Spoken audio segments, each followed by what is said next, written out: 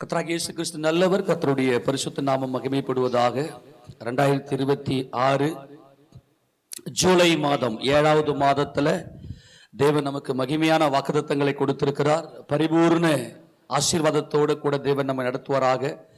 24வது சங்கீதம் 5வது வசனம் 6வது வசனத்தை வாசிக்கலாம்.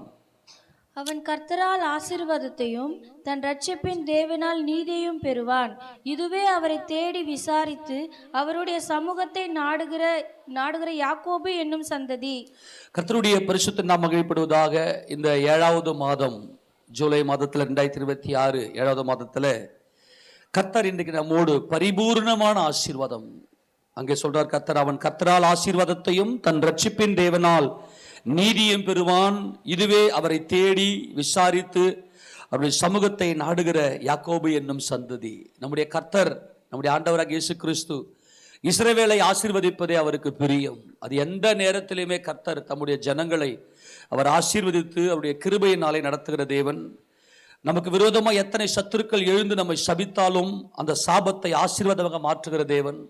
அவர் எப்போதுமே முழு பரிபூரணத்தையும் பெற்று நாம் என்றென்றைக்கும் தேவனுடைய பிள்ளைகளாக வேண்டும் என்பதற்காகவே தேவன் நம்மை அழைத்தார்.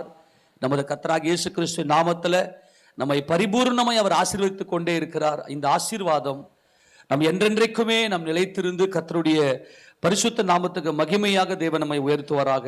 இந்த ஆசீர்வாதம் என்பது ஏதோ ஒரு சில காரியங்கள் மாத்திரமல்ல, நாம் நினைக்கிற நம்முடைய காரியங்கள் மட்டுமல்ல. கர்த்தரால் அங்கே ஆசீர்வாதத்தை அவன் கர்த்தரால் ஆசீர்வாதத்தை பெறுவான் என்பது நம்மை குறித்த தேவனுடைய திட்டத்தினுடைய பரிபூர்ண ஆசீர்வாதம். நம்மை குறித்த தேவனுடைய திட்டத்தினுடைய பரிபூர்ண ஆசீர்வாதம். தன் ரட்சிப்பின் தேவனால் நீதியும் அவன் பெறுவான் என்பது தேவனுடைய அந்த நீதியின் பலன், அந்த கொழுமையின் பலன். அந்த கொழுமையை ஒவ்வொரு நாளும் இவன் அனுபவிப்பான் என்று கர்த்தர் இங்கே சொல்லுகிறார். இது எப்படிப்பட்ட ஆசீர்வாதம் என்று சொன்னால், இந்த ஆசீர்வாதம் பரிபூர்ண ஆசீர்வாதம் என்று இது எப்படி தேவன் சொல்லுகிறார் என்றால், ஏதோ தானாக வந்து உலகத்தில் இருக்கக்கூடிய எல்லா ஜனங்களுக்கும் கொடுக்கக்கூடிய பொதுவான இரக்கத்தினால வரக்கூடிய ஆசீர்வாதம் அல்ல. இந்த ஆசீர்வாதம் இது தேவனோடு போராடி, நீ தேவனோடும் மனிதனோடும் போராடி மேற்கொண்டாய். அதனால இந்த ஆசீர்வாதம் எப்படிப்பட்டது என்றால், இது பூரணமாக்கப்பட்ட பரிபூர்ணமான நித்தியத்துக்கு, என்றென்றைக்கும் நித்தியத்துக்கு இந்த மகிமையின் ஆசீர்வாதத்தை தேவன் நம்மோடு கூட கடந்து வர செய்கிறார். நான் மறுபடியும் சொல்லுகிறேன், உலகத்தில் இருக்கிற எல்லாருக்கும் கிடைக்கக்கூடிய ஒரு பொதுவான ஆசீர்வாதம் அல்ல. அவன் கர்த்தரால் ஆசீர்வாதத்தையும் தன் ரட்சிப்பின் தேவனால் நீதியையும் பெறுவான் என்பது இந்த யாக்கோபு போராடி மேற்கொண்டவர். யாக்கோபு என்ன செய்தார்? ஒரு மெரிட், அதாவது தன்னுடைய பலத்துக்கு, தன்னுடைய பலம், யாக்கோபுடைய பலம். அன்பான தேவ ஜனங்களே, இந்த யாக்கோபு ஒவ்வொரு நாளும் தேவனை தேடி அவரை விசாரித்து அவரை அதரிசனமான தேவனுடைய மகிமையை யாக்கோபுக்குள்ள ஒரு தேடுதல் இருந்தது. இந்த தேடுதல் வந்து கர்த்தரை குறித்த அந்த உபதேசம், கர்த்தரை குறித்த அந்த உபதேசத்துக்குள்ள அவரை நீங்கள் ஆராதிக்கும்படி, அவர் அறிந்து கொள்ளும்படியாய் ஒவ்வொரு நாளும் வந்து உபதேசத்தில் கேட்ட உங்களுக்கு எப்படிப்பட்ட ஆசீர்வாதத்தை அவர் கொடுக்கிறார் என்றால், அவன் கர்த்தரால் ஆசீர்வாதம், கர்த்தரால் அங்கே யெகோவா தேவனால் அவன் ஆசீர்வாதத்தை பெறுகிறான். இந்த ஆசீர்வாதம் போராடி மேற்கொண்டதுனால இதுக்கு தேவன் வந்து ஒரு நித்திய ஆசீர்வாதத்தை இந்த தலையின் மேல வைக்கிறார். இதைதான் வந்து அவர் யோசேப்பை ஆசீர்வதிக்கும் போது, உன் தகப்பனுடைய ஆசீர்வாதம் உன் பிதாக்களுடைய ஆசீர்வாதத்தை விட அதிகமானது, மேற்பட்டது என்று சொல்லுகிறார். எடுத்து வாசிக்கலாம். ஏனென்றால் இந்த முழுக்க யாக்கோபனுடைய மெரிட்ல, தேவனாகிய கர்த்தரால் கொடுக்கப்பட்ட யாக்கோபுடைய பலத்தினாலே கொடுக்கப்பட்ட மகிமையின் ஆசீர்வாதம். ஆதியாகமத்தின் புத்தகம் 49வது அதிகாரத்துல 26வது வசனத்தை வாசிக்கும் போது, உன் தகப்பனுடைய ஆசீர்வாதங்கள், உன் தகப்பனுடைய ஆசீர்வாதங்கள் பிதாக்களுடைய ஆசீர்வாதங்களுக்கு மேற்பட்டதாய். அதுதான் சொல்றேன், இது ஏதோ சாதாரண ஆசீர்வாதம் அல்ல. இன்றைக்கு தேவன் நம்மோடு பேசுகிறார். அன்பான தேவ ஜனமே, அவன் கர்த்தரால் ஆசீர்வாதத்தை பெறுவான், தன் ரட்சிப்பின் தேவனால். இங்கே கர்த்தர் தேவன் என்கின்ற 2 பதம் இங்கே வருகிறது. தேவனுடைய கேரக்டர், ஒன்று கர்த்தர், இன்னொன்று தேவன். இந்த கர்த்தருக்கும் தேவனுக்கும் என்ன உறவு இருக்கிறது, என்ன உடன்படிக்கை இருக்கிறது என்பதை ஆராய்ந்து தேடி விசாரித்த இந்த யாக்கோபின் மேல ஒரு பரிபூர்ணமான ஆசீர்வாதத்தை கர்த்தர் வைத்தார்.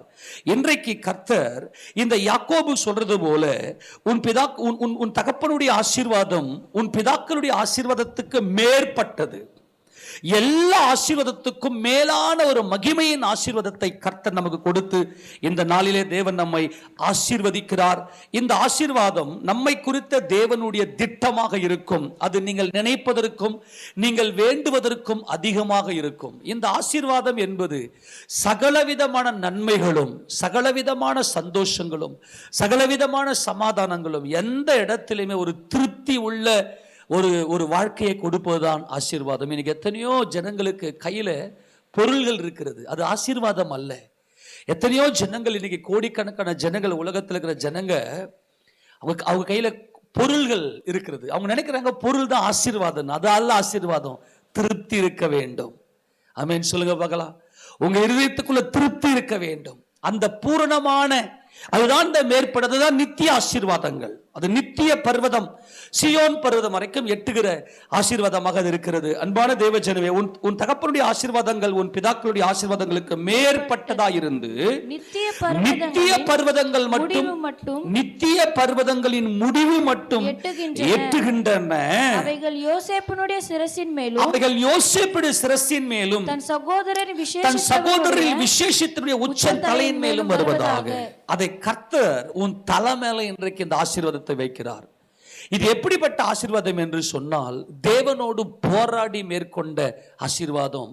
இது நித்திய பர்வதங்கள் மட்டும் எட்டுகிறது என்பது அது பூரணமான திருப்தி உள்ள சமாதானம் உள்ள இருதயத்துக்குள்ள சந்தோஷம் உள்ள உங்க காரியம், உங்களுடைய சம்பாத்தியமாக இருக்கட்டும், அந்த சம்பாத்தியத்தில் ஒரு திருப்தி, உங்களுடைய வீடாக இருக்கட்டும், உங்க வீட்டுக்குள்ள இருக்கக்கூடிய பொருள்களாக இருக்கட்டும். சில பேருக்கு பார்த்தீங்கன்னா, நான் எத்தனையோ பேர் பார்த்துருக்கிறேன், வீடு எல்லாம் பார்த்தேன் இடிச்சிட்டு கட்டினவங்களாம் நான் பார்த்துருக்கிறேன். ஏன் எனக்கு இது திருப்தி இல்லைங்க, இது எனக்கு இதுக்கு ஒரு மாதிரி இருக்குங்க, இது சரியில்லைங்க, இது ஒன்று, அந்த மாதிரி எவ்வளவோ சேதங்களோடு கூட செயல்பட்டதை நான் பார்த்திருக்கிறேன் அன்பானவர்களே. ஆனால் கர்த்தர் இங்கே சொல்லுகிறார், இது யாக்கோபினுடைய ஆசீர்வாதம். இந்த யாக்கோபுடைய ஆசீர்வாதம், யாக்கோபு போராடினார்.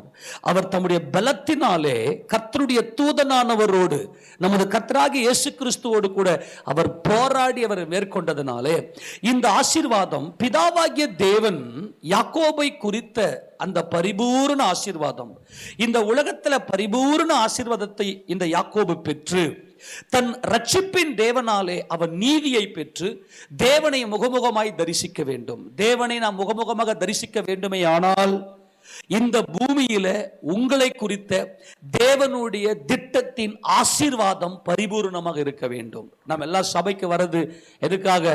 நம்முடைய தேவனை முகமுகமாய் தரிசிப்பதற்காக. ஆமென் சொல்லாமா? தேவனை நாம் முகமுகமாய் தரிசிக்க வேண்டுமே ஆனால் நம்மை குறித்த தேவனுடைய அந்த ரட்சிப்பின் திட்டத்துல பரிபூர்ணமான ஆசீர்வாதம், அது பாலும் தேனும் ஓடுகிற ஆசீர்வாதமாக இருக்க வேண்டும். இந்த பாலும் தேனும் என்பது அது ஒரு திருப்தி, ஒரு திருப்தி. நினத்தை உண்டது போல என் ஆத்துமா திருப்தியா இருக்கும் ஆண்டவரே என்பது, அதுதான் கர்த்தர் இங்கே சொல்லுகிறார். இந்த ஆசீர்வாதம் எப்படிப்பட்டது என்றால், உபாகமம் 33:23 வாசிக்கும் போது அது எப்படிப்பட்ட ஆசீர்வாதமாக தேவன் நமக்கு கொடுக்கிறார் நம்முடைய வாழ்க்கையில. எல்லாம் திருப்பி வாசிங்க பார்க்கலாம். உபாகமம் 33:23. நப்தலியை குறித்து நப்தலி கர்த்தருடைய தயவினாலே திருப்தி அடைந்து, கர்த்தருடைய தயை, நல்லா கவனிங்க, கர்த்தருடைய தயையினாலே இந்த நப்தலி திருப்தி உள்ளவனாக இருக்கிறான். அன்பான தேவ ஜனமே, இதுதான் அவன் கர்த்தரால் ஆசீர்வாதத்தை பெறுவான் என்பது திருப்தி. நீங்க திருப்தியா இருக்க போறீங்க, உங்களுடைய நித்திரை சமாதானமா இருக்கும். சில பேருக்கு நைட்ல அப்படியே குழப்பம், நெக்ஸ்ட் நான் என்ன பண்ண போறேன், என் குடும்பத்தில் எப்படிப்பட்ட காரியங்கள் நான் செய்ய போறேன்னு சொல்லி பயங்கரமான போராட்டத்தோடு இருப்பார்கள். ஆனால் இது எப்படிப்பட்டது என்றால், அவன் நப்தலி கர்த்தருடைய தயவினாலே திருப்தி அடைந்து, கர்த்தராகிய இயேசு கிறிஸ்துடைய தயை, அவருடைய தயவு, அவருடைய இரக்கம் இன்றைக்கு உங்க தலை மேல பூரணமாய் வருகிறது. அன்பானவர்களே, நான் மறுபடியும் சொல்லுகிறேன், இந்த ஆசீர்வாதம் என்பது நீங்க நினைப்பதற்கு அப்பாற்பட்டது. அது நித்தியம், நித்திய பர்வதங்கள் வரைக்கும். இந்த நப்தலி என்று சொன்னால் ரெஸ்லிங், மல்யுத்தம் என்று அர்த்தம். மல்யுத்தம் என்பது மாம்சமும் மாம்சமும் ஒன்றாக சேர்ந்து யுத்தம் பண்ணுவது. அதே போல நமது கர்த்தராகிய இயேசு கிறிஸ்துவனுடைய காலை, அவருடைய பாதத்தை பற்றி கொண்டு, நீர் என்னை ஆசீர்வதித்தால் ஒழிய நான் உம்மை விடுவதில்லை என்று சொல்லி யாக்கோபு தன் கர்த்தருடைய தயையை பெற்றவர். இந்த நப்தலி யார் என்று சொன்னால், யாக்கோபு நேசித்த ராகேலுக்கு பிள்ளை இல்லை. இந்த ராகேல் பில்காலை எடுத்து தன்னுடைய புருஷனுக்கு கொடுத்து, என்னுடைய வேலைக்காரியாலே என்னுடைய மடியை நிரப்பும்படியே என் புருஷனுக்கு நான் கொடுக்கிறேன் என்று சொல்லி, இந்த ராகேல் தன்னுடைய வேலைக்காரியாக பில்காலை எடுத்து யாக்கோபுக்கு கொடுக்கிறாள். அப்பொழுது ஒரு குமாரன் பெறுகிறான். அவனுக்கு தான் என்று சொன்னால் ஜட்ஜ், நீதி, கர்த்தனுக்கு நீதி செய்திருக்கிறார் என்று சொல்லி கர்த்தர் மேலே கர்த்தருடைய அந்த நீதியை நோக்கி அவள் பார்த்தால், அடுத்தது இரண்டாவதாக பிறந்த அந்த பிள்ளைதான் நப்தலி. இந்த நப்தலியை பிறக்கும் போது அங்கே ராகேல் சொல்லுவாள், எப்படி, நான் என் சகோதரியோடு போராடி மேற்கொண்டேன்.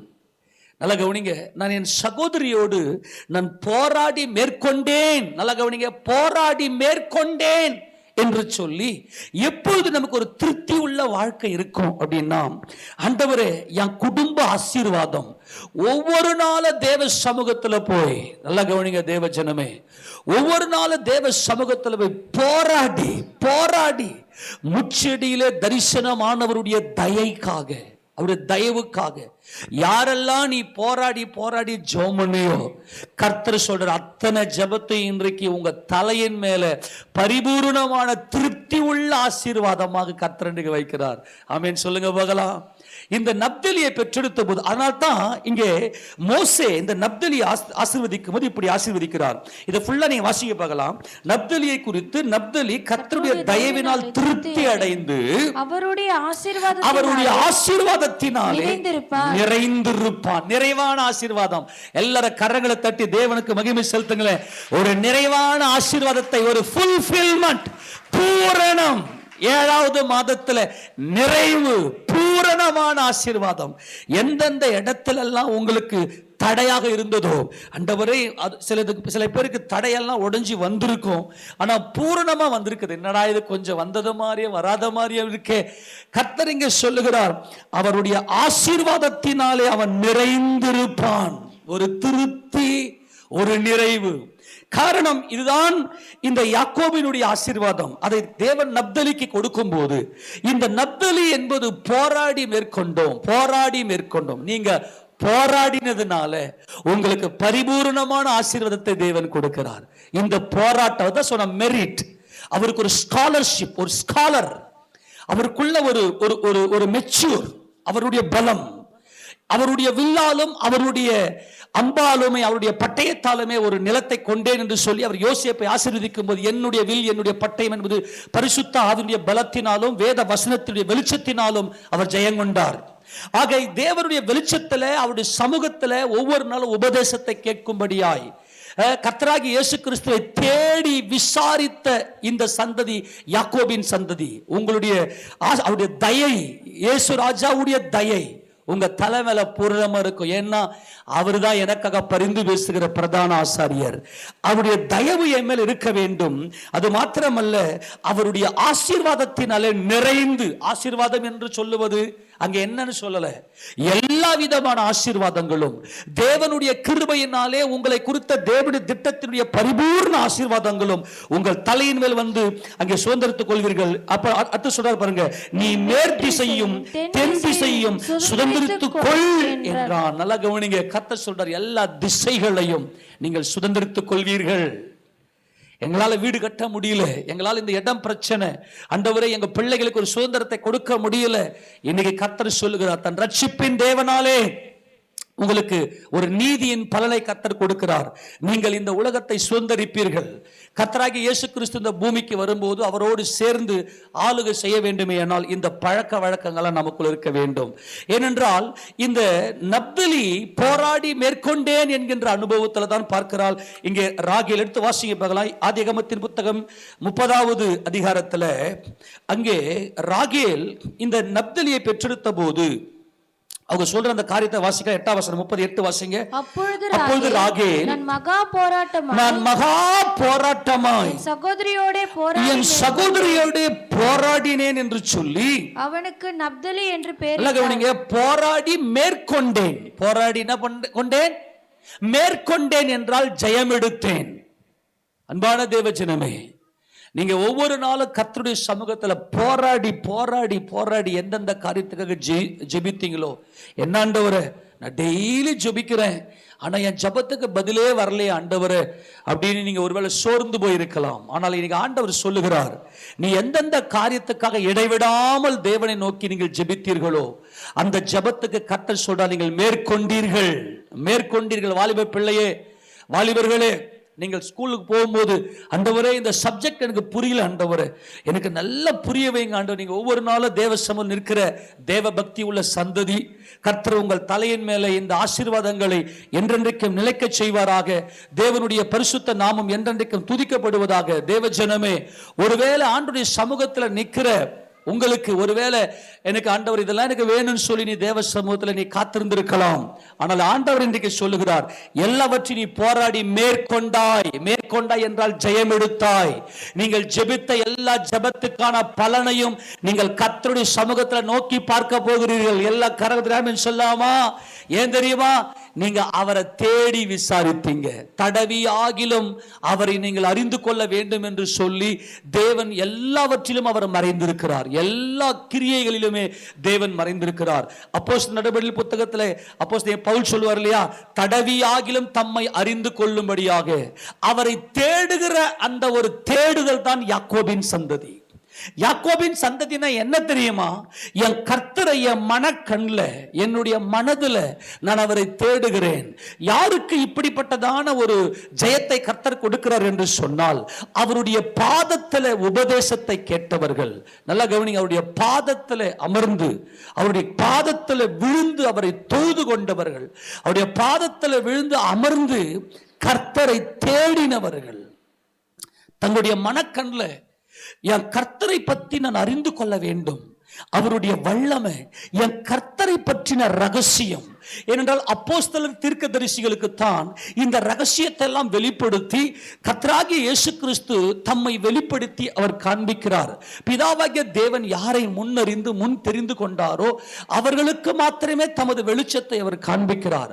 அவருடைய சமூகத்தில் வந்து என் கர்த்தரை குறித்த இந்த அறிவு, நான் மறுபடியும் சொல்லுகிறேன், இங்கே கர்த்தரால் ஆசீர்வாதத்தை பெறுவான் என்பது, இந்த ஆசீர்வாதமும் தன் ரட்சிப்பின் தேவனாலே அவன் நீதியை பெறுவான் என்பது யாருக்குனாக்கா, இதுவே அவரை தேடி அவரை விசாரித்து அவரை அறிகிற யாக்கோபுடைய சந்ததி என்று கர்த்தர் இங்கே சொல்லுகிறார். அன்பான தேவஜனமே, அந்த வசனத்தை மறுபடியும் வாசிங்க. சங்கீதம் 24:5-6 வாசிங்க பார்க்கலாம். வாசிங்க.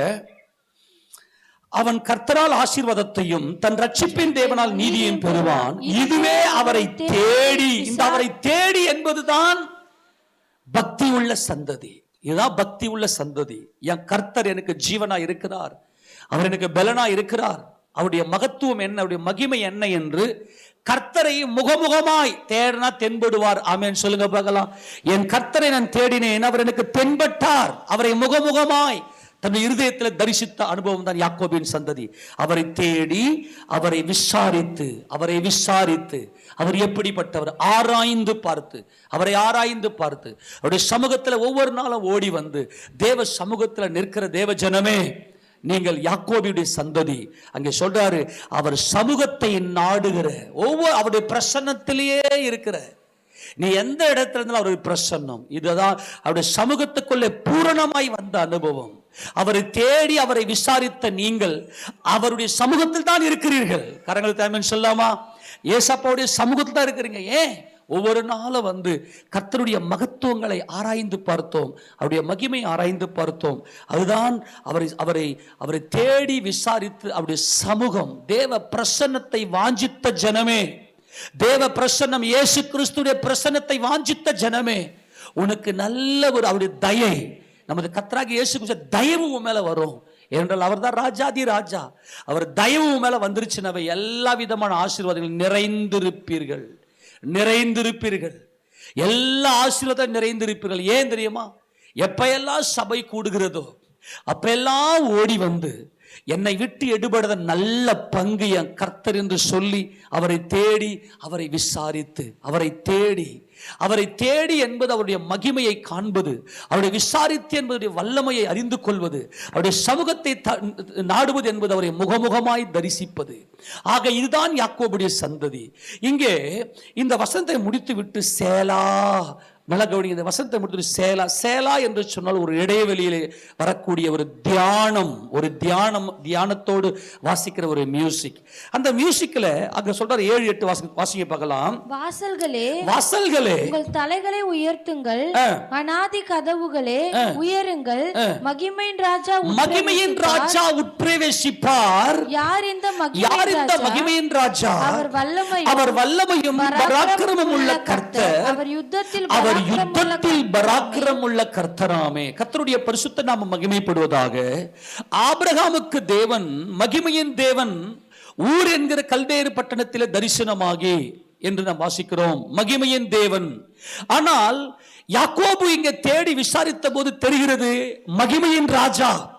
யார் இந்த மகிமையின் ராஜா? அப்போஸ்தலர் வாசிக்கிறோம் இல்லையா, மகிமையின் தேவன் அவருக்கு ஊர் என்கிற கல்தேரு பட்டணத்தில் தரிசனமானார். ஓகே, யார் இந்த மகிமையின் ராஜா? இங்கே யாக்கோபு தேடினார், அவரை விசாரித்தார், அவருடைய மகிமையை தேடினார், அவருடைய வல்லமையை நாடினார், அவருடைய சமூகத்தை நித்தம் வாழுகிறார், அவருடைய சமூகத்திலே வாஞ்சிக்கிற, அவருடைய சமூகத்தை நாடுகிற, அவருடைய சமூகத்தை நாடுவது என்பது நித்திய ஜீவன். ஆக இந்த யாக்கோபின் சந்ததி எப்படிப்பட்டது என்றால், யார் இந்த மகிமையின் ராஜா? அவர் தேடினார், தென்பட்டார். யார் இந்த மகிமையின் ராஜா? வாசல்களே. இந்த வாசல் என்பது குமாரன், அதாவது மணவாட்டி. குமாரன் பிதாவின் மகிமையை வெளிப்படுத்துகிற வாசல் தான் நமது கர்த்தராகிய இயேசு கிறிஸ்து. வாசல் என்பது குமாரத்துவம், குமாரன். நான் அல்ல, என் பிதாவின் சித்தமே என்பது வாசல். வாசல்களே என்று இங்கே சொல்லுவது மணவாட்டியினுடைய அபிஷேகம். ஒரு மணவாட்டி, நான் அல்ல என் புருஷன், என் சித்தம் அல்ல என் புருஷனுடைய சித்தம் செய்வதே என் மனைவியினுடைய நோக்கம். ஆக இந்த இடத்துல வாசல்களே, உங்கள் தலைகளை உயர்த்துங்கள், நீங்கள் உயர நோக்கி பாருங்கள். மகிமையின் ராஜா உட்பிரவேசிப்பார். மகிமையின் ராஜா உன்னை மீட்டெடுக்க அவர் சீக்கிரமாய் வருகிறார். என்ன தேடணும்? அவரை என்ன தேடி நம்ம என்ன கண்டுபிடித்து விட்டோம்? அவரை கண்டுபிடித்து விட்டதினாலே நமக்கு தேவன் பரிபூர்ணமான, நிறைவான, சமாதானமான ஆசீர்வாதத்தை அவர் கொடுக்கிறார். இங்கே புரிந்து கொண்டது, மணவாட்டியே உன் தலையை உயர்த்திப்பார். மகிமையின் ராஜா உனக்கு உள்ளே பிரவேசித்து உன்னை வருகையிலே எடுத்துக்கொள்வார் என்பதுதான் இதனுடைய அர்த்தம். அது சொல்ற, வாசல்களே உங்கள் தலைகளை உயர்த்துங்கள், அநாதி கதவுகளே உயருங்கள், மகிமையின் ராஜா உட்பிரவேசிப்பார். யார் இந்த மகிமையின் ராஜா? அவர் சேனைகளின் கர்த்தரானவர், அவரே மகிமையின் ராஜா, அவரே மகிமையின் ராஜா. இந்த மகிமையின் ராஜா எப்படிப்பட்டவர் என்றால், அவர் தம்முடைய பிதாவின் சித்தத்தை செய்து முடிப்பதற்காக தம்மை தாமே பலியாக ஒப்பு கொடுத்தவர். தம்முடைய சகோதரர்களை எல்லாம் அழைத்து கொண்டு போய் பிதாவாகிய தேவனுக்கு முன்பதாக நம்மை முகமுகமாய் நிறுத்துகிறவர். யாக்கோபுக்கு தான் தெரிஞ்சது இவர் மகிமையின் ராஜா. இந்த மகிமையின் ராஜா என்பவர் சகலமும் அவருடைய பாதத்தின் கீழே தேவன் ஒப்பு கொடுத்திருக்கிறார். இவர் ராஜாதி ராஜாவாக என்றென்றைக்கும் வீற்றிருக்கிறவர் என்பது அவருக்கு புரிகிறது. அவர் கர்த்தரால் ஆசீர்வாதம். கர்த்தர் என்பது கர்த்தரால் ஆசீர்வாதம். கர்த்தர் என்பது யெகோவா. தேவனால், தன் ரட்சிப்பின் தேவனால் நீதியையும் பெறுவான். அங்க 5 வசனம் வாசிக்கிறோம் இல்லையா? அவன் கர்த்தரால் ஆசீர்வாதத்தையும் தன் ரட்சிப்பின் தேவனால் நீதியையும் பெறுவான். நல்லா கவனிக்கணும். கர்த்தரால் என்பது யெகோவா. யெகோவா என்று சொன்னால் அற்புதங்கள், அதிசயங்கள். இந்த இயற்கையை மேற்கொள்ள, இந்த இயற்கையை விட, இந்த இயற்கையாய் நடக்கிற இந்த காரியத்தை விட, இந்த இயற்கையான காரியங்கள் நடக்கிற இந்த காரியத்தை விட அற்புதங்களை செய்வதுதான் இந்த ஆசீர்வாதம். கர்த்தரால் ஆசீர்வாதம். தேவன் என்பது எலோஹிம். எலோஹிம் என்பது சகலத்தையும் சிருஷ்டித்தவர், இயற்கை. எலோஹிம், எலோஹிம் என்பது சிருஷ்டிகர்த்தர், சிருஷ்டிகர், சகலத்தையும் சிருஷ்டித்தவர். அது ஒரு நேச்சராக. எலோஹிம் என்பதனுடைய கிமெட்ரியா என்பது எண்ணிலக்கம் என்பது 86. இதனுடைய இயற்கை என்பதனுடைய கிமெட்ரியாவும் 86, 86. அப்போ தேவன் என்ன செய்றார் அப்படின்னா, ஒரு இயற்கையான ஒரு உலகத்தை தேவன் சிருஷ்டிக்கிறார். ஆனால் தன் ரட்சிப்பின் தேவனால் நீதியை பெறுவான் என்பது இயற்கையை மேற்கொள்ளுகிற வருகையில் எடுத்துக்கொள்ளப்படுகிற அனுபவம். தன் ரட்சிப்பினால் நீதியை பெறுவான் என்பது, ரட்சிப்பின் தேவன் என்பது இந்த இயற்கைக்கு அப்பாற்பட்ட மறுரூபத்தை காண்பிக்கிறது. கர்த்தரால் ஆசீர்வாதம் என்பது ஒவ்வொரு நாள் அதிசயம், ஒவ்வொரு நாள் அதிசயம், ஒவ்வொரு நாளும் தேவன் அதிசயத்தை செய்கிறவர். அங்கே மோசே இடத்துல ஆண்டவர் சொல்லுவாரு, நான் உன் பிதாக்களுக்கு எல்ஷடாய் சர்வ வல்லவர் என்ற நாமத்துல வெளிப்பட்டேன், ஆனால் யெகோவா என்கின்ற என் நாமத்துல வெளிப்படல. மோசே, நீ போய் பார்வோனுக்கு முன் நிற்கும் போது ஒவ்வொரு நாளும் ஒவ்வொரு காரியத்திலும் அதிசயங்களையும் அற்புதங்களையும் செய்து உங்களை விடுவிப்பேன் என்று கர்த்தர் சொன்னாரே.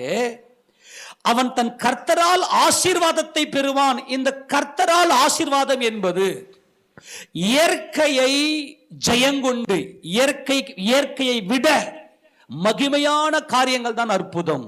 ஆமென் சொல்லுங்க பார்க்கலாம். உங்க வாழ்க்கையில நடந்த ஆசீர்வாதங்கள் எல்லாமே அற்புதம். அற்புதத்துல அதிசயத்துல வாழ்கிறவன் தான் விசுவாசி என்று நான் ஏற்கனவே தேவன் நம்மோடு பேசியிருக்கிறார். அற்புதம், தன் கர்த்தரால் ஆசீர்வாதத்தை பெறுவான் என்பது உங்க வாழ்க்கையில நீங்க பெற்ற ஒவ்வொரு ஆசீர்வாதமே அற்புதம், அதிசயம். நாம் இன்னைக்கு உயிர் வாழ்வது அதிசயம். அது யெகோவா என்கிற இரக்கமுள்ள தேவன். யெகோவா என்பவர் இரக்கமுள்ளவர், தயை உள்ளவர். இந்த யெகோவா தேவனுடைய காலை பற்றி கொண்டுதான் இந்த யாக்கோபு அவரை தேடி விசாரித்தார், அவருடைய சமூகத்தை நாடினார்.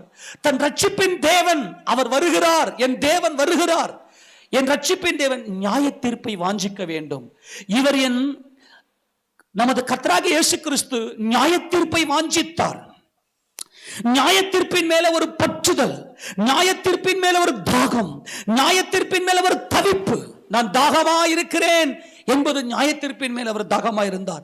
என் பிதா என்னை என் குமாரனே என்று அழைப்பது நியாயத்தீர்ப்பு, ஜட்ஜ்மெண்ட். ஒரு பிள்ளை நியாயத்தீர்ப்பை வாஞ்சிக்க வேண்டும். எங்க அப்பா என்னை என் மகனேன்னு கூப்பிடணும், எங்க அப்பாவுடைய உறவில் நான் நிலைத்திருக்கணும். என் புருஷன் என்னை என் மனைவி என்று சொல்லி என்னோடு அவர் இணைந்திருக்க வேண்டும், இசைந்திருக்க வேண்டும் என்பதுதான் ஜட்ஜ்மெண்ட். தன் ரட்சிப்பின் தேவனால் அவன் நீதியை பெறுவான். நீதி என்பது ஜட்ஜ்மெண்ட். அன்பான தேவஜனமே, ரட்சிப்பு என்பது ஷுவா. இந்த மாம்ச சரீரம் இயற்கையை மேற்கொண்டு மகிமை அடைவது தான் ரட்சிப்பு. இந்த உலகத்துல இயற்கையில அதிசயமாய் ஆசீர்வாதங்களை பெறுவதுதான் நம்முடைய கர்த்தரால் பெறுகிற ஆசீர்வாதம். ஒரு கிறிஸ்தவன் ஒவ்வொரு நாளும் நான் எப்படிப்பட்ட அதிசயத்தை அனுபவிக்கிறேன் என்பதை உணர வேண்டும். ஒவ்வொரு வினாடியும் நான் என் கர்த்தருடைய ஆசீர்வாதத்துல, என் கர்த்தர், என் யெகோவா தேவன், என் இயேசு தேவனுடைய ஆசீர்வாதத்தில் தான் நான் நிற்கிறேன் என்பதை அவன் உணர வேண்டும். அதுதான் பரிபூரணம், பூரண நிறைவு. இந்த ஆசீர்வாதத்தை, இந்த அதிசயத்தில் இருக்கிறவர்கள் தான் இயற்கையை மேற்கொண்டு ரட்சிப்பின் தேவனால்,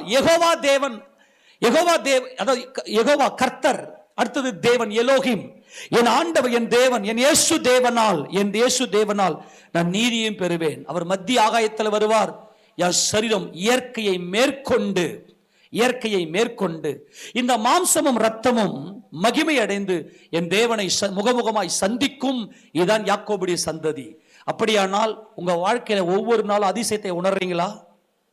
ஆமென் சொல்லுங்க. உணர்றவங்க, ஒவ்வொரு நாள் அதிசயத்தை உணர்றவங்க, என் கர்த்தர் இன்னைக்கு நடத்தினார், என் கர்த்தருடைய தயை இன்னைக்கு இருக்குது, அந்த அதிசயத்துல இருக்கிறவங்க தான் தன் ரட்சிப்பின் தேவனாலே மகிமை. ஒவ்வொரு காரியமும், ஒவ்வொரு அசைவும் என் கர்த்தரால் எனக்கு கொடுக்கப்படுகிறது. அதுதான், என் கர்த்தரை மாத்திரம் என்னை தேடி வரலனா நான் என்றைக்கோ மரித்திருப்பேன். அவர் நேற்றும் இன்றும் என்றும் மாறாதவர், இன்றைக்கும் என் வாழ்வில் அதிசயம். அப்ப எவ்வளவு சந்தோஷமா இருக்கணுங்க நாம. அப்போ நல்லா கவனிங்க, இந்த வாசல்கள் என்பது அது மணவாட்டியை காண்பிக்கிறது. மகிமையின் ராஜா, அவர் ராஜாதி ராஜா என்பது அங்கே மணவாட்டி வாசல். உனக்கு கொஞ்சம் பலன் இருந்தும் என் நாமத்தை மறுதலியாமல் என் வசனத்தை கை கொண்டபடியினால் இதோ திறந்த வாசலை உனக்கு முன்பு வைத்திருக்கிறேன், அதை ஒருவனும் பூட்ட மாட்டான் என்பதுதான் இந்த வாசல். ஆனால் ஆபிரகாமுக்கு மகிமையின் தேவன் தரிசனமாகி இரக்கமுள்ள ஆபிரகாமாக கர்த்தர் மாற்றினார். ஆக அவன் கர்த்தரால் ஆசீர்வாதத்தை பெறுவான் என்பது ஒவ்வொரு நாள் அற்புதம், அதிசயங்கள். ஆமென் சொல்லுங்க பார்க்கலாம். ஒவ்வொரு நாள் என்னதுங்க? அற்புதத்தை அதிசயத்தை உணர்ந்தவர்கள் தான் தன் ரட்சிப்பின் தேவனாலே அவர்கள் தயை பெறுவார்கள் என்று சொல்லி, அவர்கள் நீதியை பெறுவார்கள் என்று சொல்லி கர்த்தர் இங்கே சொல்லுகிறார். அது மாத்திரமல்ல, இது எப்படிப்பட்ட அற்புதங்களை செய்கிற தேவனாய் இருக்கிறார் என்பதை வாசிக்கலாம். தேவனாகிய கர்த்தர், சரி நம்ம கொஞ்சம் வேகமா போலாம், கவனிங்க. இப்ப இந்த சம்பவத்தை நடக்கும்போது இயேசு கிறிஸ்துவின் நாமத்துல இந்த அற்புதங்களும் இந்த அதிசயங்களும் என்றென்றைக்கும் நம்மோடு கூடவே இருக்கிறது என்பதை உணர்ந்தவராகத்தான் இங்கே அப்போஸ்தலனாகிய பேதுரு கர்த்தராகிய இயேசு கிறிஸ்து ஒரு காரியத்தை சொல்லும் போது, நல்லா கவனிங்க, நல்லா கவனிங்க. இவங்க என்ன தேடி விசாரித்து அவரை அறிந்து கொண்டார்கள், என்ன தேடி விசாரித்து அறிந்து கொண்டார்கள், கர்த்தரை என்ன அவர்கள் தரிசித்தார்கள் என்று சொன்னால், அவர்தான் பூரணமானவர். சகல பரிபூர்ணமும் இயேசு கிறிஸ்துவுக்குள்ளே வாசமா இருக்கிறது. இதைதான் இந்த யாக்கோபு அறிந்து கொண்டார். இதில் தான் தேவ ரகசியமே வெளிப்படுகிறது. ஆண்டவர் சொன்னார், என் நாமத்துல 2 பேர் 3 பேர் ஒருமனப்பட்டிருந்தீங்கன்னா, பூமியில எந்த காரியத்துக்காக நீங்க ஒருமனப்படுறீங்களோ அந்த காரியத்தை என் நாமத்துல நான் உங்களுக்கு பரிபூர்ணமாய் தருவேன் என்று சொல்லி அங்கே கர்த்தர் சொன்னபோது உடனே பேதுரு அங்கே ஒரு கேள்வி ஒன்று கேட்பார். ஆண்டவரே, ஏன்னா இந்த ஆசீர்வாதம் உள்ள வந்துச்சுனாவே நம்ம மனசுக்குள்ள ஒரு சமாதானம். என் சகோதரன் எனக்கு விரோதமாய் குற்றம் செய்துட்டு வந்தான்னா நான் 7 தரம் மன்னிச்சா போதுமா ஆண்டவரே அப்படின்னு சொல்லி பேதுரு கேட்பார். 7 தரம் மாத்திரமல்ல பேதுருவே, 70 தரம் மன்னிக்க வேண்டும் என்று சொல்லி அங்கே கர்த்தர் சொல்லுவார். நல்லா கவனிக்கணும். அந்த வசந்த வாசிங்க, மத்தேயு சுவிசேஷ புத்தகம் 18ஆம் அதிகாரத்துல 19 வாசிங்க பார்க்கலாம். அல்லாமலும் உங்களில் 2 பேர் தாங்கள் வேண்டிக் கொள்ள போகிற எந்த காரியத்தை குறித்தாகிலும் பூமியிலே ஒருமனப்பட்டிருந்தால் பரலோகத்தில் இருக்கிற என் பிதாவினால் அது அவர்களுக்கு உண்டாகும் என்று உங்களுக்கு சொல்லுகிறேன். கர்த்தருடைய பரிசுத்த நாம மகிமைப்பட தொடர்ந்து வாசிக்கலாம். ஏனெனில் 2 பேராவது 3 பேராவது என் நாமத்திலே எங்கே கூடியிருக்கிறார்களோ அங்கே அவர்கள் நடுவிலே இருக்கிறேன். கரங்களை ஆமென் சொல்லாமா?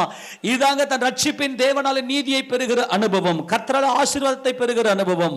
அங்கே நமக்கு என்ன தெரிகிறது என்றால், இதுல கர்த்தரால் ஆசீர்வாதம் என்பது 7 என்பதும், தன் தேவனால் தன் ரட்சிப்பின் தேவனாலே அவன் நீதியை பெறுவான் என்பது 70ஐயும் காண்பிக்கிறது.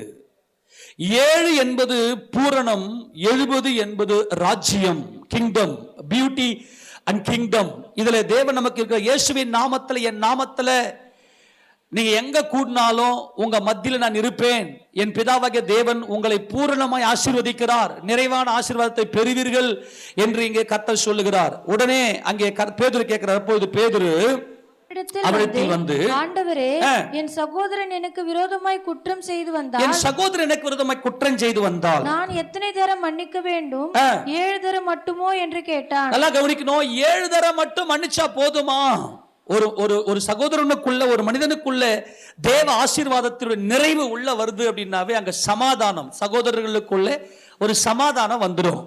உடனே கர்த்தர் என் நாமத்தில் நீங்க எதை கேட்டாலும் அதை செய்வேன்னு சொன்னதும் அந்த இடத்துல 7 தரம் என்கின்ற ஒரு பயங்கரமான ரகசியம் வெளிப்படுகிறது. இந்த 7ம் 70ம், இந்த 7ம் 70ம் தான் கர்த்தராகிய இயேசு கிறிஸ்துவை தேடி விசாரித்து அவர் சமூகத்தை நாடுகிற யாக்கோபின் சந்ததி. யாக்கோபு என்ன தேடி என்ன விசாரித்தார் என்றால் 7ம் 70ம்.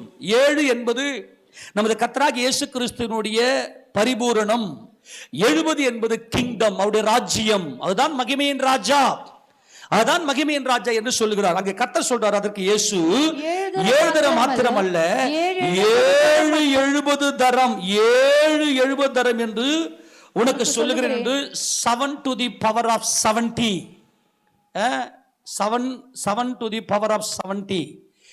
7 மேல ஒரு 7னுடைய ரைட் கார்னர்ல 70 போட்டீங்கன்னா என்ன அர்த்தம்? 7 வந்து 70 முறை பெருக்கணும், அத்தனை தரம். இங்க 7 70 என்று சொல்லி இங்கே சொன்னது யாக்கோபின் சந்ததி. இந்த யாக்கோபின் சந்ததி, இந்த யாக்கோபு எப்படிப்பட்டவர் என்றால், நமது கர்த்தரை தேடினார், விசாரித்தார், அவருடைய சமூகத்தை நாடினார். இதுதான் இந்த 7 70. இந்த 7 70 நமது கர்த்தரை தேடி விசாரித்து அவருடைய சமூகத்தை நாடிவிட்ட நமக்கு நம்முடைய கர்த்தரால் ஆசீர்வாதம். இந்த ஆசீர்வாதம் என்பது அற்புதம், அதிசயம் என்று பார்த்தோம். ஒவ்வொரு நாளும் நம்முடைய ஆசீர்வாதத்தை கர்த்தர் அதிசயமாக அற்புதமாக நடத்தி கொண்டிருக்கிறார். நம்முடைய ரட்சிப்பின் தேவன் இந்த சரீர மீட்பை நம் ரட்சிப்பின் தேவனால் நீதியை பெறுவான். இந்த நீதிதான் பரிசுத்தமானுடைய நீதிகளே. நாம் சந்தோஷப்பட்ட கலி கூர்ந்து அவருக்கு தூய் செலுத்த கடவோம். ஆட்டுக்குட்டி அவருடைய கல்யாணம் வந்தது. அவருடைய மனைவி தன்னை ஆயத்தம் பண்ணினாள் என்று சொல்ல கேட்டேன். அவருடைய மனைவி தான் வாசல்களே. சுத்தமும் பிரகாசமான மெல்லிய வஸ்திரம் தரித்துக் கொள்ளும்படி அவளுக்கு அளிக்கப்பட்டது. அந்த மெல்லிய வஸ்திரம் பரிசுத்தோட நீதிகளே. அந்த பரிசுத்தோட நீதிகளே என்பது மகிமையின் சரீரம். இந்த இயற்கையை மேற்கொள்ளுகிற எலோகிம் தேவன் என் கர்த்தராகிய இயேசு கிறிஸ்து என்பதுதான் இந்த யாக்கோபு அறிந்திருந்தார். யாக்கோபு என்ன தேடி அவரை விசாரித்து அவருடைய சமூகத்தை நாடினார் என்றால் இந்த 7 இந்த 7 இந்த 7 என்பது யாக்கோபினுடைய சத்தியத்தினுடைய பூரணம். யாக்கோபுடைய சத்தியத்தினுடைய பூரணம். ஆபிரகாமை தேவன் ஊர் என்கிற கல்தேயர் பட்டணத்தில் அழைத்தார்.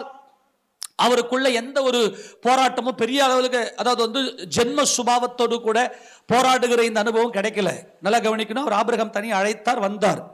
அடுத்தது ஆபிரகாமுக்கு எந்த ஒரு சகோதரர்களும் இல்லை. சகோதரர்கள் ஆபிரகாமுக்குள்ள அங்க இல்லை. லோத்து பிரச்சனை ஏற்பட்ட போது நீ பிரிஞ்சு போ லோத்தேன்னு சொல்லி விட்டாரு. அடுத்தது ஈசாக்கு பிறக்கிறார். ஈசாக்குக்கும் ஒரே கர்ப்ப பிறப்பு இல்லை ஈசாக்குக்கும். ஆனால் யாக்கோபுக்கு மாத்திரம் ஒரே கர்ப்பத்தில் ஒரே நேரத்தில் பிறந்த யாசா இருக்கிறான். தன் சகோதரனை சிநேகிக்க வேண்டுமே ஆனால், தன் சகோதரனை சிநேகித்து அவன் தன் சகோதரனோடு இணக்கமாக இருக்க வேண்டுமே ஆனால் இந்த 7 என்கின்ற பூரணத்துக்குள்ளே வர வேண்டும். 70 என்பது தேவனுடைய ராஜ்யத்தை, தேவனுடைய பிள்ளைகளை எல்லாம் ஒன்று சேர்க்கிற அனுபவத்துக்குள்ளே வருகிறது. இந்த 7 என்பதுதான் யாக்கோபுடைய சந்ததி. இந்த 24ஆம் சங்கீதம் 1 வாசிக்கும் போது இந்த 7 யாக்கோபு எப்படியெல்லாம் ஆராய்ந்தார், கர்த்தருக்குள்ள எப்படிப்பட்ட பூரணத்தை நம்ம பார்க்க போறோம். வாசிங்க பார்க்கலாம்.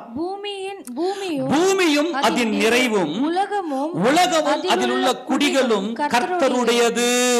இயேசுராஜனே, எல்லாமே உமக்குள்ள இருக்குதுப்பா என்பதை இந்த யாக்கோபு தேடி கண்டுபிடித்து விசாரித்தார். பூமியும் அதன் நிறைவும், ஃபுல்ஃபில்மென்ட், நிறைவு. இந்த 7வது மாதத்தில் அன்பான தேவஜனமே, எல்லாவற்றையும் தேவன் உங்களுக்கு நிறைவாய் கொடுப்பார். இந்த நிறைவை தான் கர்த்தர் சொல்லுங்க. வாழ்க்கை இனிமே எந்த குறையும் இருக்காதீங்க. ஏனென்றால் இவர் அறிந்து கொண்டார், என் கர்த்தர் இந்த பூமி, என் கர்த்தர் இந்த உலகம், என் கர்த்தர் இந்த பூமி என்பது 7, உலகம் என்பது 70 காண்பிக்கிறது. 7 என்பது, இந்த பூமி என்பது 7 என்பது 7 கண்டங்கள். ஆண்டவரே, என் தேவனே, 7 கண்டங்கள் இருக்கிறது. என்னென்ன கண்டம்? ஆசியா கண்டம், ஐரோப்பா கண்டம், ஆப்பிரிக்கா கண்டம், வட அமெரிக்கா, தென் அமெரிக்கா, ஆஸ்திரேலியா, அண்டார்டிகா. இந்த 7 கண்டங்கள் இருக்கிறது. எப்படி? நோவாவின் நாட்களுக்கு முன்பதாக இருந்த இந்த உலகம் ஒரே உலகமாகத்தான் இருந்தது. ஆனால் நோவாவின் ஜலப்பிரளயத்துக்கு பிற்பாடு இந்த உலகம் 7 கண்டங்களாக தேவன் பிரிக்கிறார். இந்த 7 என்பது நமது கர்த்தராகிய இயேசு கிறிஸ்து. அவர்தான் ரெஸ்ட், அவர்தான் ஓய்வு, அவர்தான் ஷபாத், அவர்தான் பிதாவாகிய தேவனை நோக்கி கம்பீர சத்தமிட்டு தேவனை அழைக்கிற பரிபூரணம். அவர்தான் பரிபூரணர். ஆக பூமி என்பது இந்த சத்தியத்தை காண்பிக்கிறது. பூமி என்பது சத்தியம். இயேசு கிறிஸ்து தான் 7. அவர்தான் 7ஆம் நாள் வந்தார். அடுத்தது பார்த்தீங்கன்னா உலகம் என்பது நோவாவின் ஜலப்பிரளயத்துக்கு பிற்பாடு 70 சந்ததிகள், 70 ஜாதிகள், 70 நேஷன்ஸ், 70 ஜாதிகள் இந்த உலகத்தில் கொடுத்து இந்த 70 ஜாதிகள் மூலமாய் இந்த உலகம் பலுகி பெருகும்படியாக தேவன் அனுக்கிரகம் பண்ணினார். ஆக இந்த 7 கண்டத்துல 70 ஜாதிகள் என் கர்த்தருக்குள் இருக்கிறார்கள் என்பதை இந்த யாக்கோபு கண்டுகொண்டார். நான் மறுபடியும் சொல்லுகிறேன், பூமியும் அதன் நிறைவும், அந்த ஃபுல்ஃபில்மென்ட், அந்த பூரணம், இந்த 7வது மாதத்துல அந்த பூரண நிறைவும், உலகமும் அதில் உள்ள குடிகளும் கர்த்தருடையது என்பது. நல்லா கவனிங்க. இந்த வசனத்தில் உங்களுக்கு காட்டுறேன், வேகமா திருப்பி உங்களுக்கு பார்க்கலாம். ஆதியாகமத்தின் புத்தகம் 10வது முதல்ல அவர் வெளியே வரும்போது, அந்த பேழையை விட்டு வெளியே வரும்போது பூமி காய்ந்திருந்தது என்பதுதான் இந்த பூமியும் அதனுடைய நிறைவும். வாசிக்க பார்க்கலாம். அதுல 8ஆம் அதிகாரம் 14ஆம் வசனத்தை வாசிக்க பார்க்கலாம். இரண்டாம் மாதம் 27ஆம் தேதியிலே பூமி காய்ந்திருந்தது என்பதுதான் பூமியும் அதன் நிறைவும். 7 கண்டங்கள் காய்ந்திருந்தது, 7 கண்டங்கள் காய்ந்திருந்தது. அதுல தான் என்ன பண்றாருனாக்கா, அங்க பூமிக்கும் உனக்கு என்ன பண்றாரு, எனக்கும் பூமிக்கும் உண்டான உடன்படிக்கைக்கு அடையாளம் இதுவே என்று சொல்லி மேகத்துல ஒரு வில்லை வைக்கிறார். அது மாத்திரமல்ல, 70 சந்ததிகள் இந்த நோவாவின் மூலமாய் அங்கே பிறந்து அங்கே டெவலப் ஆகி அவர்கள் மூலமாய் பலுகி பெருகும்படியாய் கர்த்தர் அவர்களை ஆசீர்வதிக்கிறார். இந்த பூமி என்பது 70 சந்ததி. 10ஆம் அதிகாரத்துல 31, 32 வாசிக்க பார்க்கலாம். இவர்களே தங்கள் தேசத்திலும், நல்லா கவனிங்க, என்ன இங்க மேல சேம் காம் யாபேத்துடைய சந்ததியை எப்படி எல்லாம் பிரிந்து இவர்கள் பலுகி பெறுகிறார்கள் என்பதை குறித்து இந்த சத்தியம் சொல்கிறது. இவர்களே, இது 70 சந்ததி. இவர்களே தங்கள் தேசங்களிலும் தங்கள் ஜாதிகளிலும் உள்ள தங்கள் வம்சங்களின்படியையும் தங்கள் பாஷையின்படியும் சேமுடைய சந்ததியார் தங்கள் ஜாதிகளில் உள்ள தங்களுடைய சந்ததிகளின்படியே நோவாவுடைய குமாரன் வம்சங்கள் இவைகளே. நல்லா கவனிங்க, இவைகளே 70 சந்ததி. 70 nations, 7 continent and 70 nations. இதுதான் 770. இதுதான் மகிமையின் ராஜா. இவர்தான் மகிமையின் ராஜா. இந்த பூமியை ஆளுகை செய்ய போகிற மகிமையின் ராஜா. அவரை தேடி அவரை விசாரித்து கவனிங்க, அங்க சொல்றாரு, இவைகளே ஜலப்பிரளயத்துக்கு பின்பு இவர்களால் பூமியில ஜாதிகள் பிறந்தன. இவர்களால் தான் இப்போ இன்னைக்கு உலகத்தில் நீங்க பாத்தீங்கன்னா 70 நேஷன், 70 ஜாதிகள் இவர்களிலிருந்து தான் வருகிறார்கள். இந்த யாக்கோபு நல்ல ஆராய்ந்து பார்க்கிறார். என் ரட்சிப்பு, என் கர்த்தராகிய இயேசு தேவனே, நீர்தான் இந்த 7 கண்ட ராஜாதி ராஜா, இந்த 70 ஜாதிகளையும் உமது கிருபையினாலே நீர் மீட்டுக் கொண்டீர். இந்த சத்தியமும் கிருபையும், இந்த கிருபையின் சத்தியத்தை அறிந்தவர் தான் இந்த யாக்கோபு. நல்லா கவனிங்க, 85வது சங்கீதம் 10வது வசனத்தை வாசிக்கும் போது, 85ஆம் சங்கீதம் 10வது வசனம்,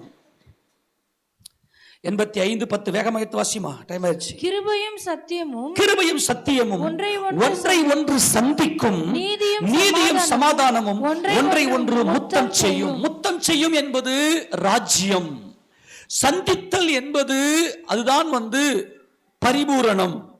அது கிருபையும் சத்தியம் ஒன்றை ஒன்று சந்திக்கும் என்பது என்றென்றைக்கும் அது நிலைத்திருக்கும், ஒன்றோடு ஒன்று இணைந்திருக்கும், இசைந்திருக்கும். நீதியும் சமாதானம் முத்தம் செய்யும் என்பது அது ராஜ்யத்தை ஆளுகை செய்கிறது. சத்தியம் பூமியிலிருந்து முளைக்கும், நீதி வானத்திலிருந்து தாழ பார்க்கும். இந்த சத்தியம் என்பது நமது கர்த்தராகிய இயேசு கிறிஸ்து. என் ஆண்டவராகிய இயேசு கிறிஸ்து இந்த பூமியிலே முளைத்து, அவர் அன்னை மரியாளுடைய வயிற்றிலே அவர் கருவாக பரிசுத்த ஆவியினால் கருத்தரிக்கப்பட்டு அவர் இந்த உலகத்திலே வாழ்ந்து அவர் இந்த உலகத்தை மீட்பார் என்பதுதான் சத்தியம். பூமியிலிருந்து முளைக்கும், நீதி வானத்திலிருந்து தாழ பார்க்கும். இந்த நீதி வானத்திலிருந்து தாழ பார்க்கும் என்பது அவர் மகிமை அடைந்தவராய் பிதாவாகிய தேவனுடைய வலது பார்சத்திலே உட்கார்ந்து, அதுதான் நீதி என்பது இந்த மாம்சமும் ரத்தமும் மகிமை அடைந்து பிதாவை முகமுகமாய் தரிசிக்கும் என்பதுதான் இந்த நீதி. ஆக சத்தியம் கிருபையும் சத்தியமும் கிருபையும் சத்தியமும் ஒன்றை ஒன்று சந்திக்கும், நீதியும் சமாதானமும் ஒன்றை ஒன்று முத்தம் செய்யும். ஆக என் கர்த்தர் இந்த பூமியில 7 கண்டத்தில் இருக்கக்கூடிய இந்த 7 கண்டங்கள், 7 கண்டம் என்பது பூமி என்பது சத்தியம், அதில் இருக்கக்கூடிய குடிகள் என்பது உலகம் அதில் உள்ள குடிகள் என்பது 70. ஆக இந்த 70ம் 7ம் ஒன்றிணைவதுதான் மகிமையின் ராஜ்யம். அவர்கள் ஏலிமுக்கு வந்தபோது 12 நீரூற்றுகளையும் 70 பேரீச்ச மரங்களையும் கண்டார்கள். அங்கே அந்த நீரண்டையிலே அவர்கள் பாளையம் இறங்கினார்கள். இந்த 12 என்பது ஒரு தகப்பனுடைய பிள்ளை, 70 என்பது அந்த பேரீச்சை என்பது நீதிமானை காண்பிக்கிறது, பாம் ட்ரீ, நீதியை காண்பிக்கிறது. நீதி எது? ராஜாதி ராஜாவை வெளிப்படுத்துகிறது.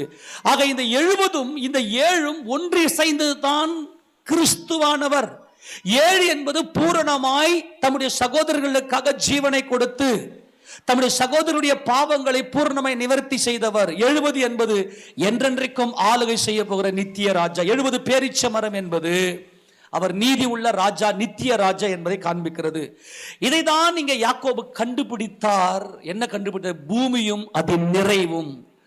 உலகம் என்பது ஜனங்கள், அதில் உள்ள குடிகள்.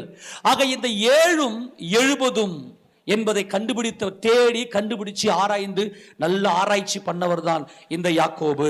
அடுத்தது வாசிக்க, இந்த யாக்கோபின் சந்ததியாக நாமும் அதைத்தான் ஆராய்ச்சி செய்கிறோம். 2வது வசனம் வாசி, 24:2.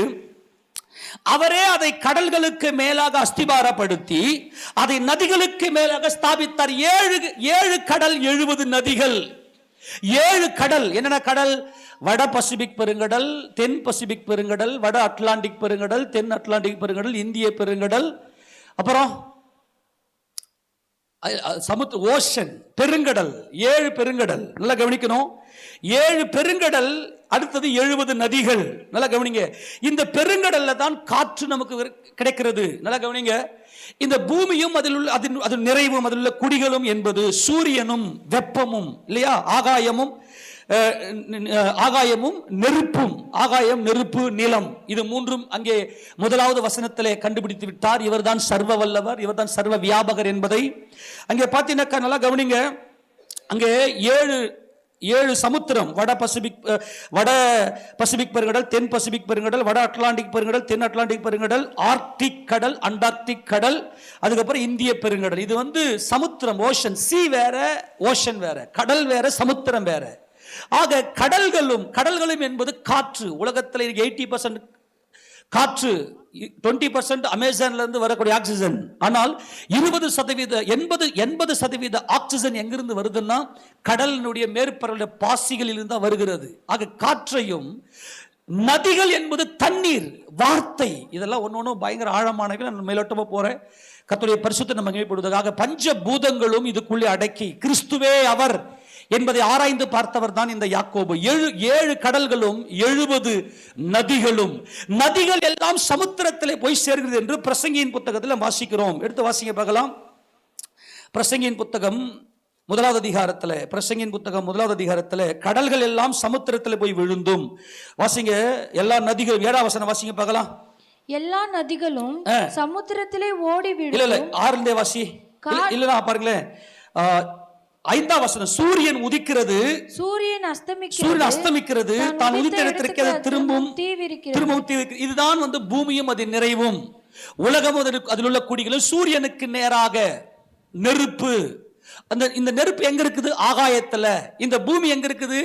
நிலம் என்கின்ற.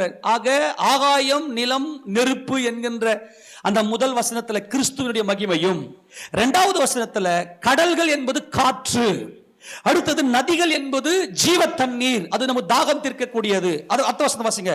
காற்று தெற்கே போய் வடக்கையும் சுற்றி சுழன்று அடித்து தான் சுற்றின இடத்திற்கே திரும்பவும் வரும். இது கடல்களும், அதாவது சமுத்திரம். எல்லா நதிகளும் என்பது 70 நதிகள்.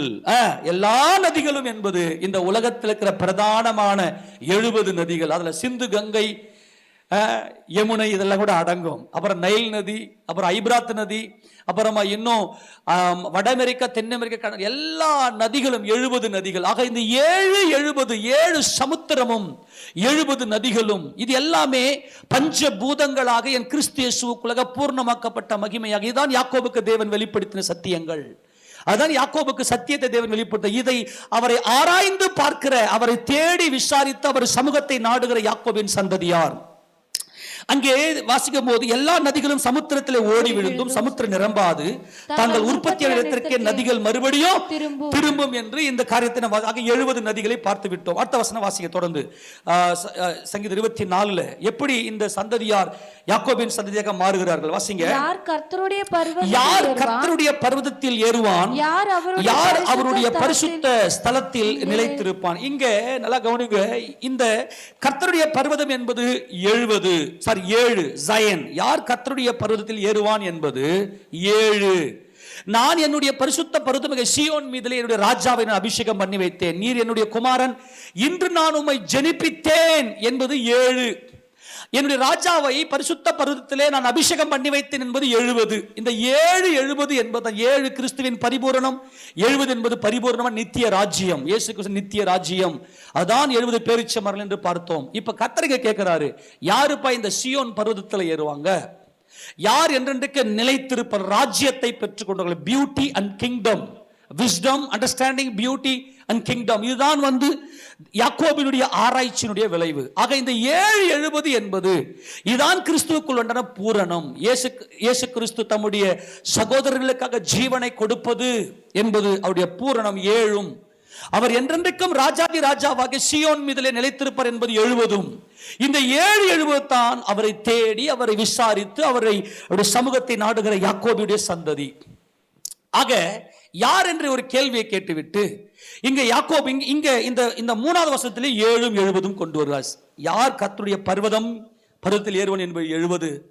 யார் அவருடைய பரிசுத்த ஸ்தலத்திலே நிலைத்திருப்பான். அந்த பரிசுத்த ஸ்தலம் என்பது மகிமையின் சரீரம்.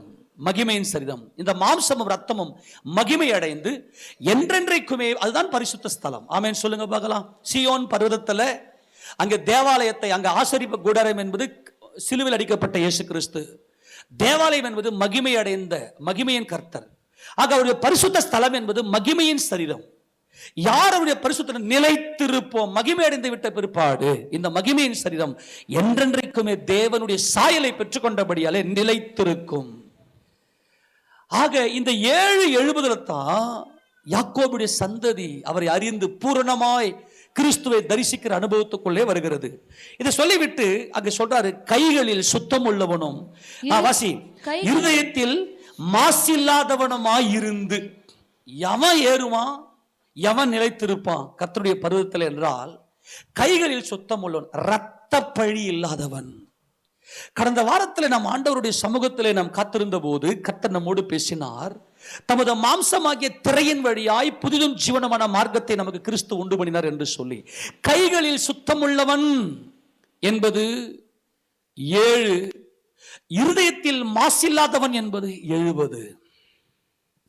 இந்த 7 என்பதுல மாம்சமும் ரத்தமும் தேவன் ராஜ்யத்தை சுந்தரிக்காது என்பதை இந்த யாக்கோபு அறிந்தவராய் அவர் ஆராய்ந்து பார்க்கிறார்.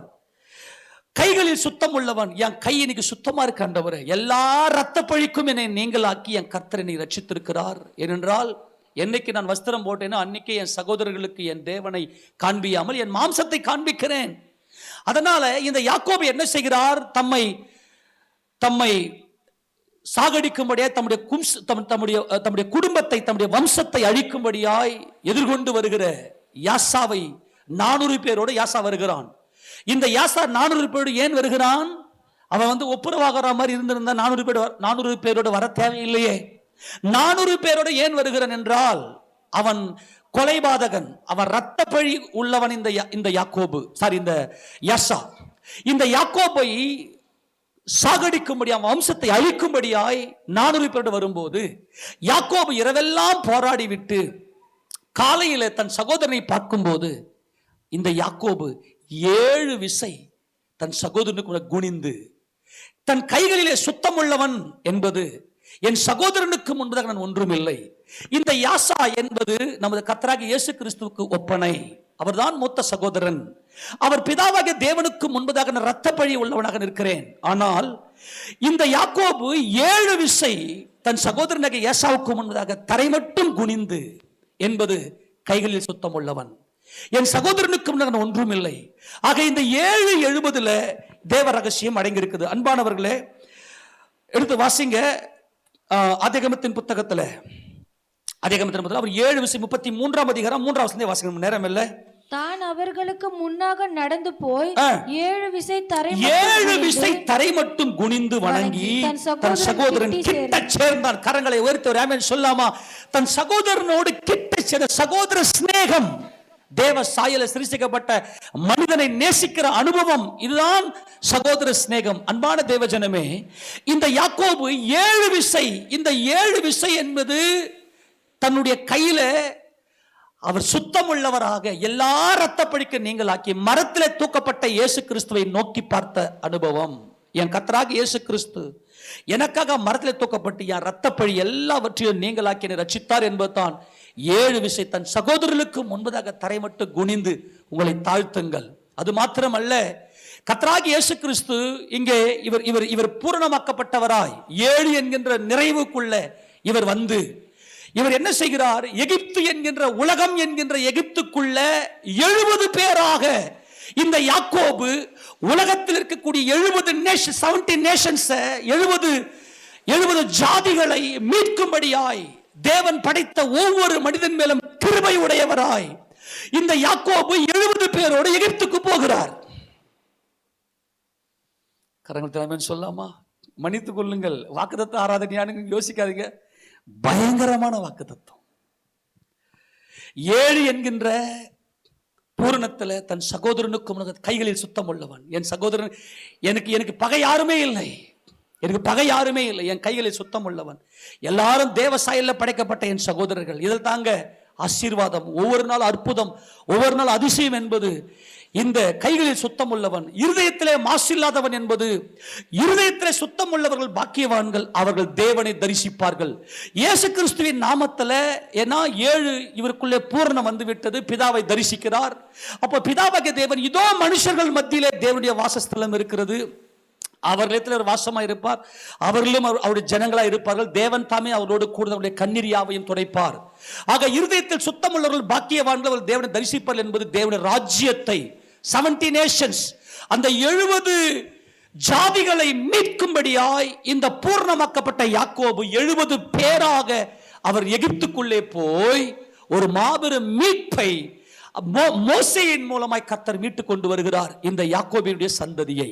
இவர் 70 பேரோடு போனார் என்பதற்கான ஆதாரம் ஆதியாகமத்தின் புத்தகம் 46வது அதிகாரத்தில், ஆதியாகமத்தின் புத்தகம் 46வது அதிகாரம், அங்கே 25 சரி நமக்கு வேணாம், 26 27 வாசிங்க. யாக்கோபுடைய குமாரரின் மனைவிகளை தவிர அவனுடைய கர்ப்பப்பிறப்பாய் இருந்து அவன் மூலமாய் எகிப்திலே வந்தவர்கள் எல்லாரும் 66 பேர் வெளியிருந்து போறாங்க. எகிப்துக்குள்ளே ஏற்கனவே யோசேப்புக்கு எகிப்திலே பிறந்த 2 குமாரர், 2 பேர்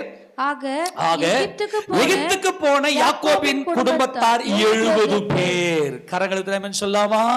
ஆக 7 என்பது கைகளிலே சுத்தம் உள்ளவன் என்பது 7, தன்னுடைய இருதயத்திலே மாசில்லாதவனாக இருக்கிறான் என்பது 70. ஏனென்றால் இந்த யாக்கோபு தேவனுடைய ராஜ்யத்தின் மேலே தாகமுடையவராய், தேவனுடைய ராஜ்யம் கட்டப்பட வேண்டும் என்று சொல்லி அவர் 70 பேரோட இந்த உலகமாகி எகிப்திலிருந்து இந்த 70 ஜாதிகளை மீட்கும்படியாக, ஏன்னா நமது கர்த்தராகிய இயேசு கிறிஸ்து இந்த முழு உலகத்துக்கும் அவர் இரட்சகராக, உலக இரட்சகராக அவர் வெளிப்படுகிறார் என்பதுதான் இந்த யாக்கோபு ஆராய்ந்து பார்த்தார். அன்பான தேவஜனமே, நான் வேகமா போறேன். இப்ப வாசிங்க 24 சங்கீதத்துல, கைகளில் சுத்தம் உள்ளவனும் இருதயத்தில் மாசில்லாதவனுமாய் இருந்து என்பது, இந்த இருதயத்தில் மாசில்லாதது என்பதுதான் கோணலும் மாறுபாடமான சந்ததியின் நடுவிலே நீங்கள் குற்றமற்றவர்களும் மாசில்லாதவர்களும் தேவனுடைய பிள்ளைகளா இருங்கள். இது தேவனுடைய பிள்ளை. இயேசு கிறிஸ்துவின் நாமத்தில் நான் தேவனுடைய பிள்ளை என்கின்ற அனுபவத்துக்குள்ளே வந்தவர் தான் இந்த யாக்கோபு. அடுத்தது, தன் ஆத்துமாவை மாயைக்கு ஒப்புக்கொடாமலும் கபடாய் ஆணையிடாமலும் இருக்கிறவனே என்று கர்த்தர் சொல்லுகிறார். தன்னுடைய ஆத்துமாவை மாயைக்கு ஒப்புக்கொடாமல், மாயை என்பது கண்ணில் காணக்கூடிய சிருஷ்டி, அது சிருஷ்டிக்கப்பட்டது கண்ணில் காணக்கூடியது, இவைகளினால் தன்னுடைய இருதயத்தை நிரப்பாதவன், பிதாவாகிய தேவனுடைய சர்வ வல்லமையால் தன்னுடைய இருதயத்தை நிரப்பினவன் என்பது 7. கபடாய் ஆணையிடாமல் என்பது 70. கபடாய் ஆணையிடாமல் என்பது 70. கபடஸ்தன் எப்படிப்பட்டவன்? எல்லாம் என் தேவனுடைய ஜனம். அவன் உள்ளுக்குள்ள ஒன்று வச்சுக்கின்னு நாளைக்கு செஞ்சு முடிச்சிடறம்பா அப்படின்னு சொல்லுவான். ஆனா மனசுக்குள்ள, மாவனா நீ வாடா, உன்னை நான் அலைய விடுறேன் அப்படின்னுவான் இல்லையா? இந்த கபடஸ்தன் அப்படி இல்லாம எல்லாமே என் தேவனுடைய பிள்ளைகள் என்பது தான் இந்த 7-70. நல்லா கவனித்துக் கொள்ளுங்க அன்பான தேவஜனமே. இந்த மாசில்லாதவர்கள் என்பவர்கள் இந்த 7-70, இந்த 7-70 பிரியவே கூடாது. அங்கே பேதுரு பிரிச்சு காக்குறார். ஆண்டவரே 7 தடவை மட்டும் மன்னிக்கணுமோ? இல்லப்பா, தேவ ராஜ்யத்தின் பிள்ளைகள் 7 இன்ஃபினிட்டி, நீ கணக்கே இல்லாம நித்தியத்துக்கும் அவன் சகோதரன்.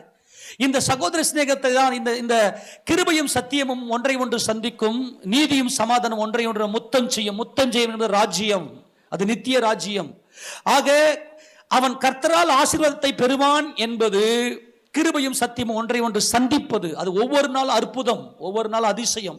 என் வாழ்க்கையில இந்த அற்புதத்தை அதிசயத்தை உணர்வதும், தன் ரட்சிப்பின் தேவனால் நீதியை பெறுவான் என்பது மகிமையின் சரீரத்தை அடைந்து மகிமை அடைந்து, இந்த மகிமையின் சரீரத்தை அடைந்தவர்கள் யார் என்றால் 770க்குள்ளே வந்தவர்கள். 770க்குள்ளே, 7 அதுக்குள்ளே வந்தவர்கள். ஆக யூதர்கள் என்ன செய்தாங்கன்னா, சத்தியம் சத்தியம் சத்தியம் மட்டும் வச்சு கிருபை இல்லாம, ஜனங்க மேல இரக்கம் இல்லாம விட்டாங்க.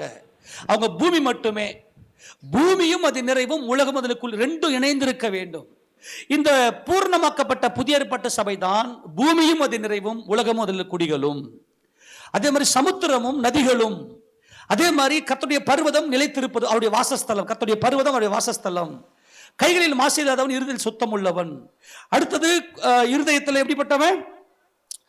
தன் ஆத்துமாவை மாயைக்கு ஒப்புக்கொடாதவன், அப்புறம் கபடாய் ஆணையிடாதவன் என்கின்ற இந்த 770 என்பதுக்குள்ள அப்படியே வருகிறது. 1,44,000 என்பவர்கள் 7 மட்டும் பிடிச்சிக்கணுங்க, சத்தியத்தை மட்டும் பிடிச்சிக்கணுங்க. ஆனால் பூர்ணமாக்கப்பட்ட புதிய ஏற்பட்டு சபை 2,88,000 என்பது பூர்ணமாக்கப்பட்ட புதிய ஏற்பட்ட சபைகள் 2,88,000 என்பது அவர்கள் ஸ்திரீகளால் தங்களை கரைபடுத்தாதவர்கள், கற்புள்ளவர்கள், ஆட்டுக்குட்டியானவர் எங்கே போனவரை பின்பற்றுகிறவர்கள், மாசில்லாதவர்கள், கபடில்லாதவர்கள். இந்த கபடில்லாதவர்கள் என்பதுதான் பூர்ணமாக்கப்பட்ட புதிய ஏற்பட்ட சபை. 1,44,000 என்பது அவர்கள் கிருபையை அடையாதவர்கள். அவர்கள் 7 மட்டுமே. சத்தியம் எங்க கையில தோரா இருக்குது, எங்க கையில பைபிள் கொடுக்கப்பட்டிருக்குது என்று சொல்லி அவங்க இரக்கம் இல்லாதவர்களா போயிட்டாங்க. ஆனால் நாம் 7 மட்டும் மன்னிக்க வேண்டுமோ என்று கேட்டது, அது யூத பார்வையில, யூதர்களுடைய அந்த வெளிச்சத்தில் பேதுரு கேட்கிறார். ஆனால் கர்த்தர் சொல்லுகிறார், தேவனுடைய நித்திய தீர்மானத்தின்படி 7 மாத்திரமல்ல 770 இதுதான் யாக்கோபுடைய சந்ததி என்று சொல்லி அங்கே காண்பிக்கிறார். ஆக உலகம் என்பது 70 நேஷன்ஸ். இந்த 70 என்பது 7க்குள்ள அடங்கியிருக்கிறது. ஆக நல்லா கவனிக்கணும், இந்த யூதர்கள் சத்தியத்தை மாத்திர கையில வைத்துக் கொண்டு 7 என்கின்ற பார்வையில் நின்று விட்டார்கள். ஆனால் 770 அவர் மகிமையின் ராஜா, மகிமையின் தேவன் தரிசனமானார். கர்த்தருக்கு ஸ்தோத்திரம். ஆனால் யாக்கோபு கண்டுபிடித்து விட்டார், அவர் என்னை நித்திய காலமாய் ஆளுகை செய்ய போகிற நித்திய ராஜா. இன்னைக்கும் பார்த்தீங்கன்னா எத்தனையோ கிறிஸ்தவர்களுக்கு 1000 வருட அரசாட்சி இந்த பூமியில நடக்காதுன்னு நம்புறவங்க எத்தனை பேர் இருக்கிறாங்க. அது எப்படி இயேசு ராஜாவை வச்சு நம்ம முகமுகமா பார்க்கறது? இது ஆராய்ச்சியில் தாங்க வெளிப்படுது, சாதாரணமானது அல்ல. ஆக இந்த 1,44,000 பேர் சியோன் மலையில, எழுத்தின்படி இருக்கிற சியோன் மலையில இந்த பூமியில நிற்கிறாங்க. ஆனால் உலகமும் அது பூமியும் அது நிறைவும் உலகம் அதில் குடிகளும் இந்த ஜனங்க மேல இரக்கம் வச்சு இந்த ஜனங்களை நீதியோடும் நியாயத்தோடும் ஆளுகை செய்ய வேண்டும் என்கின்ற அந்த 70 என்கின்ற அந்த அனுபவத்தோட அவர்கள் பூர்ணமாக்கப்பட்ட புதிய ஏற்பட்ட சபை தன் ரட்சிப்பின் தேவனாலே அவர்கள் ரட்சிப்பை நீதியின் பலனை பெற்று மகிமை அடைந்தவர்களாய் அவர்கள் பரலோகத்தில் இருந்த பாடலை இந்த 2,88,000 என்கின்ற இந்த பூர்ணமாக்கப்பட்ட புதிய ஏற்பட்ட சபை 1,44,000 என்கின்ற இஸ்ரவேல் மாம்சத்தின்படியான இஸ்ரவேல் சபைக்கு இந்த பாடலை கற்றுக் கொடுக்கிறார்கள். யாக்கோபுடைய பாடல், வாசல்களே உங்கள் தலைகளை உயர்த்துங்கள், அனாதி கதவுகளை உயர்கள், மகிமையின் ராஜா உட்பிரவேசிப்பார், நமது ராஜா. புதுப்பாட்டை பாடினார்கள் இவர்கள். ஏனென்றால் நிறைவுல தான் கர்த்தருடைய பரிபூர்ணம், அந்த பரிபூர்ணத்தில் தான் எல்லா ரகசியம். 770 இந்த 7 தான் மகிமை இருக்கிறது. அதை வாசிங்க, கர்த்தருடைய பரிசுத்த மகிமையோட வாசித்து நம்ம முடிக்கலாம். வெளிப்படுத்தின விசேஷம் 14ஆம் அதிகாரம் 1 வாசிக்கலாம். வெளிப்படுத்தின விசேஷம் 14:1 வேகமா வாசிப்பாகலாம். பின்பு நான் பார்த்தபோது இதோ சீயோன் மலையின் மேல் ஆட்டுக்குட்டியானவரையும் அவரோட கூட அவருடைய பிதாவின் நாமம் தங்கள் நெற்றிகளில் எழுதப்பட்டிருந்த 1,44,000 பேரையும் நிற்க கண்டேன். தங்களுடைய பிதாவின் நாமம் என்பது இருதயத்திலே மாசில்லாதவர்கள் என்பதை காண்பிக்கிறது. இவர்கள் பிதாவை அறிந்து கொண்டார்கள், இயேசு கிறிஸ்து நாமத்தில் ரட்சிக்கப்பட்டு விட்டார்கள். இவர்கள் பிதாவை அறிந்து கொண்டார்கள். வாசிங்களா. அல்லாமலும் பெருவெள்ள இரைச்சல் போலவும் பலத்த இடிமுழக்கம் போலவும் ஒரு சத்தம் வானத்திலிருந்து உண்டாக கேட்டேன். நான் கேட்ட சத்தம் சுரமண்டலக்காரர் தங்கள் சுரமண்டலங்களை வாசிக்கிற ஓசையை போல் இருந்தது. இந்த 1,44,000 பேர் சியோன் மலையிலே நிற்கிறார்கள். ஆனால் 2,88,000 என்கின்ற தன் ரட்சிப்பின் தேவனால் நீதியின் பலனை பெற்றவர்கள், தன் ரட்சிப்பின் தேவனால் நீதியின் பலனை பெற்றவர்கள் என்ன செய்கிறார்கள் என்றால் அவர்கள் பரலோகத்திலிருந்து இந்த 1,44,000 பேருக்கு ஒரு பாடலை சொல்லிக் கொடுக்கிறார்கள். நல்லா புரிந்து கொள்ள வேண்டும் அன்பானவர்களே. அவன் கர்த்தரால் ஆசீர்வாதத்தை பெறுவான் என்பது 7. அவர்கள் அற்புதங்கள் அதிசயங்களை மாத்திரமே கையில வைத்துக் கொண்டு மகிமையின் ராஜாவை அவர்கள் புறம்பே தள்ளிவிட்டார்கள். இவன் இரத்தப்பழி எங்கள் மேலும் எங்கள் பிள்ளைகள் மேலும் வருவதாக என்று சொன்னார்கள். இந்த பிலாத்து எழுந்து இந்த நீதிமான் இரத்தப்பழிக்கு நான் நீங்களாக நிற்கிறேன் என்று சொல்லி தன் கைகளை கழுவினார். ஆனால் இந்த இஸ்ரவேல் ஜனங்கள் இவன் இரத்தப்பழி எங்கள் மேலே எங்கள் பிள்ளைகள் மேலே வருவதாக என்று சொல்லி அவர் சாபத்தை தங்கள் பிள்ளைகளுக்கு வைத்து விட்டு போய்விட்டார்கள். ஆனால் கர்த்தருடைய பெரிதான கிருபையினாலே இந்த 7 வருஷ உபத்திரவ காலத்துல தங்கள் ஒரே பேரானவரை நோக்கி பார்ப்பார்கள். இவரே எங்கள் 770, இவரே எங்கள் நித்தியர், இவரே எங்கள் பூர்ண சமாதான காரணர். எங்க மனசுக்குள்ள யாரு மேல கசப்பு கிடையாது, எங்கள் இதயத்தில் எந்த ஒரு மாசும் இல்லை என்று சொல்லி ஒப்பு கொடுக்கிறார்கள். ஆனால் கிருபையை அவர்கள் வெளிப்படுத்துவதற்கு டைம் கிடைக்கல. அதனால இவர்கள் என்றைக்குமே ஆபிரகாமுடைய சந்ததியாய் கர்த்தருடைய பந்திக்கு இவர்கள் வருகிறார்கள் தவிர இவர்கள் பூர்ணமாக்கப்பட்ட மனவாட்டி என்கிற அனுபவத்துக்குள்ள வரவில்லை. இங்கே சுரமண்டல சத்தம் என்பது பூரண சத்தியத்தின் ரகசியத்தின் வெளிப்பாடு. இவங்க என்ன பண்றாங்கன்னா, அவர்கள் வாசிக்க போலாம் 3ஆம் வசனம், அவர்கள் சிங்காசனத்துக்கு முன்பாகவும் 4 ஜீவன்களுக்கு முன்பாகவும் புது பாட்டை பாடினார்கள்.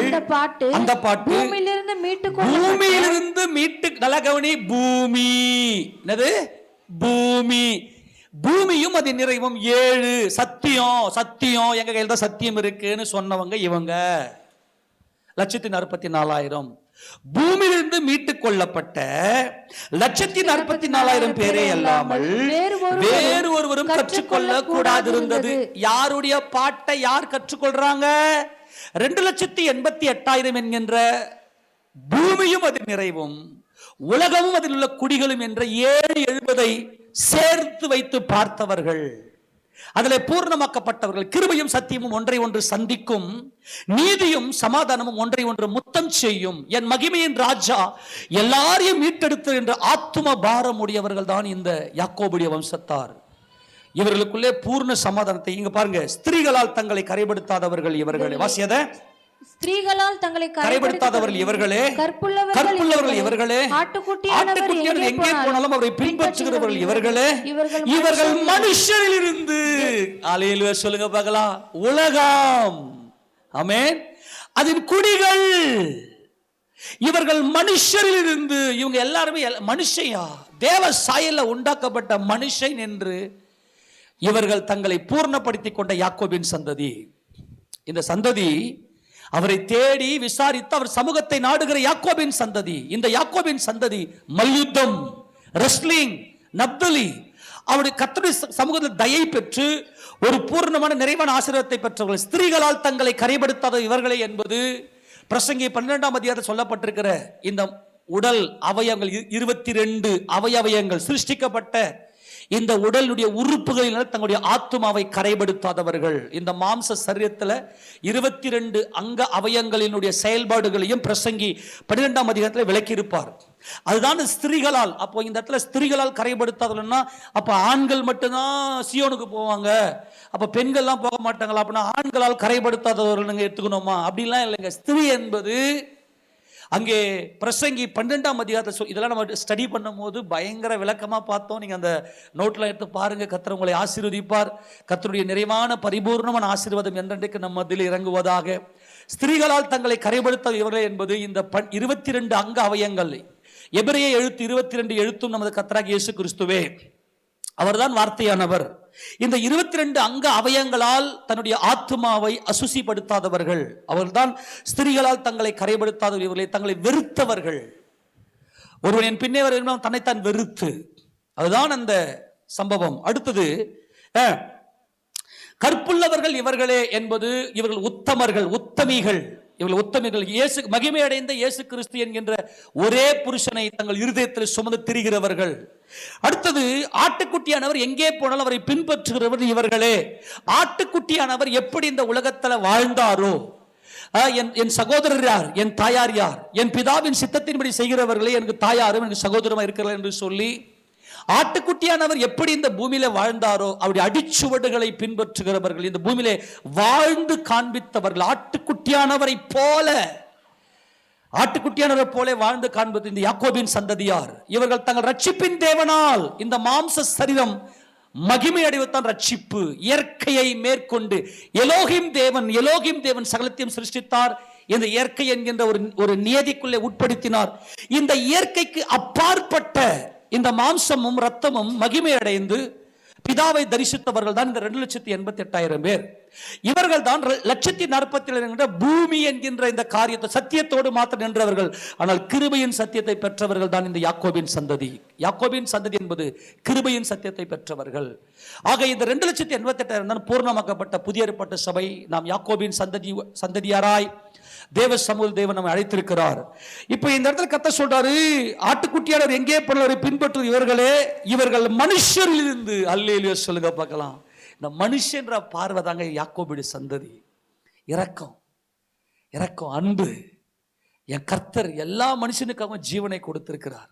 குடும்பம், அந்த நேசம், அந்த ஸ்நேகம், அந்த அன்பு, இதான் பஞ்சபூதங்களும்.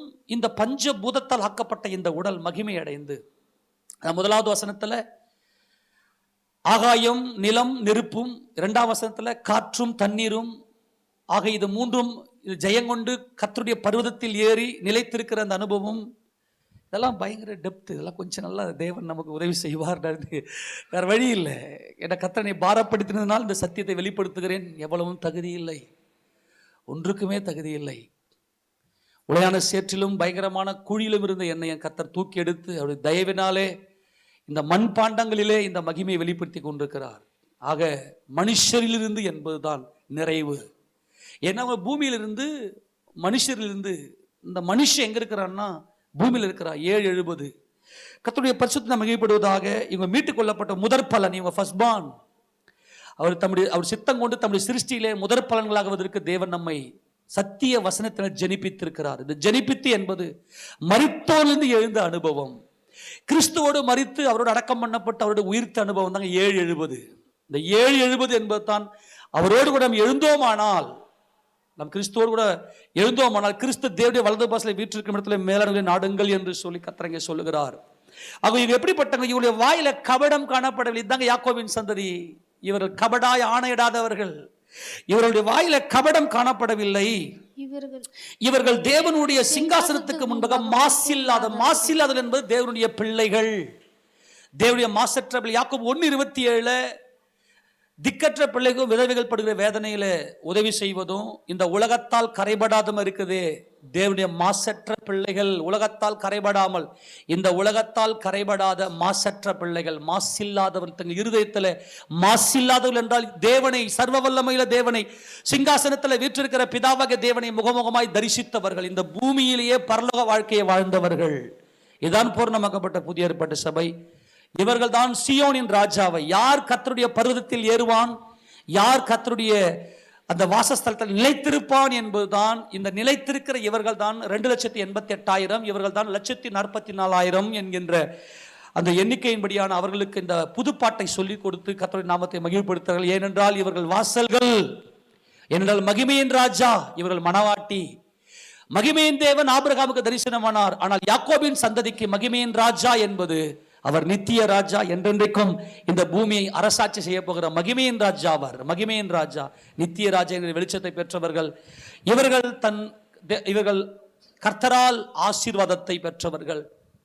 கர்த்தரால் ஒவ்வொரு நாளும் அதிசயம் ஆண்டவரே. அவங்களுடைய உள்ளம் ஒவ்வொரு நாளும் பூரிக்கும். ஒவ்வொரு நாளும் காலையில் எழுந்துக்கும் போது அவங்க உள்ள அப்படியே பூரிக்கும். அதிசயம், எவ்வளவு பெரிய அதிசயம் ஆண்டவரே. ஒவ்வொரு நாளும் தங்களுடைய இருதயத்தை கர்த்தருடைய அதிசயத்தால் நிரப்பினவர்கள் தான் தன் ரட்சிப்பின் தேவனால் நீதியை பெற்று மகிமை அடைந்து அவர்கள் பிதாவாகிய தேவனுக்கு முன்பாக சீயோன் எருசலேம் என்ற மகிமையில என்றென்றைக்கும் நிலைத்திருப்பார்கள். இந்த ஆசீர்வாதத்தை கர்த்தர் என்றென்றைக்கும் நமக்கு நிலைத்திருக்கும்படியாய் இந்த 7வது மாதத்துல நமக்கு தேவன் பூர்ணமாய் கொடுத்திருக்கிற கர்த்தருடைய பரிசுத்தம் மகிமைப்படுவதாக. இன்று மாலை ஆராதனை நடக்கும். தொடர்ந்து வாங்க, தேவன் நம்மோடு இடைப்படுவதாக. நம்ம முழங்கால் இருக்கலாம். கர்த்தருடைய பரிசுத்த நாமம் மகிமைப்படுவதாக. வானத்துக்கு